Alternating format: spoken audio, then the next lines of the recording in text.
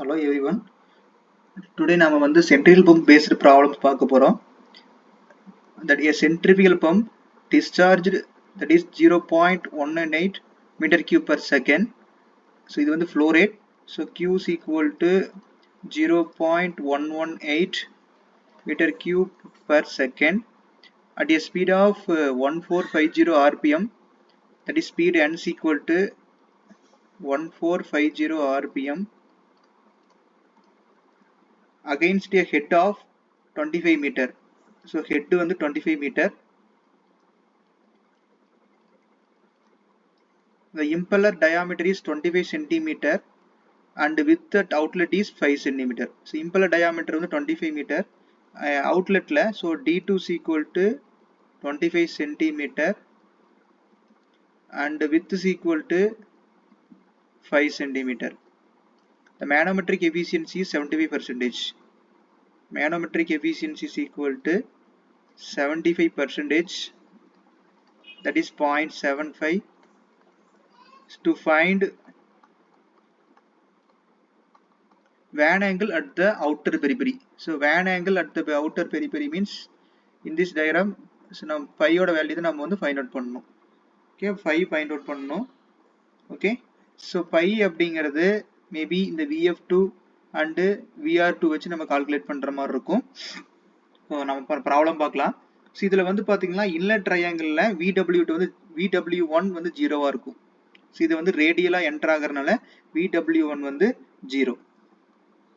Okay, so first நம்ம diameter தெரியும், speed தெரியும், அதை வச்சுக்கிட்டு நம்ம பெரிபெரல் வெலாசிட்டி U2 நம்ம ஃபைண்ட் அவுட் பண்ணலாம்.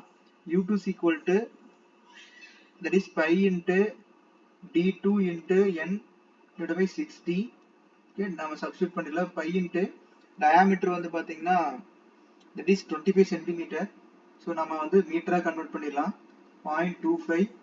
Speed is equal to 1450 rpm divided by 60. Substitute பண்ணும்போது U2 ஓட வேல்யூ பாத்தீங்கன்னா 18.8 meter per second. 18.8 meter per second. U2 find out பண்ணியாச்சு. ஸோ நமக்கு Q க்கு ஃபார்முலா தெரியும். Q is equal to pi into based on outlet வச்சு நம்ம calculate பண்றோம். Pi into T2 into V2 into VF2. Okay, நம்ம flow rate தெரியும் 0.118 is equal to pi into D2 வந்து பாத்தீங்கன்னா 0.25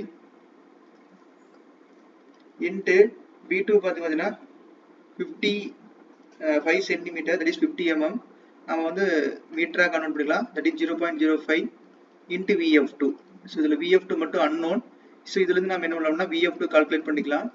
VF2 is equal to 3 meter per second. இதுல substitute பண்ணும்போது 3 meter per second கிடைக்கும். ஸோ நெக்ஸ்ட் வந்து நம்ம மேனோமெட்ரிக் எஃபிஷியன்சி ஃபார்முலா சப்ஸ்டிட்யூட் பண்ணலாம். That is manometric efficiency is equal to G into HM divided by VW2 into U2. So இதில் வந்து பார்த்தீங்கன்னா VW2ங்கிறது unknown. So VW2 is equal to G into HM divided by efficiency of manometric into U2. So G ஓட value 9.81 into head ஓட value பார்த்தீங்கன்னா 25 meter divided by manometric efficiency 0.75 into velocity வந்து பார்த்தீங்கன்னா 18.8 meter per second. So இதில் substitute பண்ணும்போது VW2 is equal to நம்மளுக்கு 17.23 meter per second value கிடைக்கும். 17.23 meter per second நம்மளுக்கு வேல்யூ கிடைக்கும்.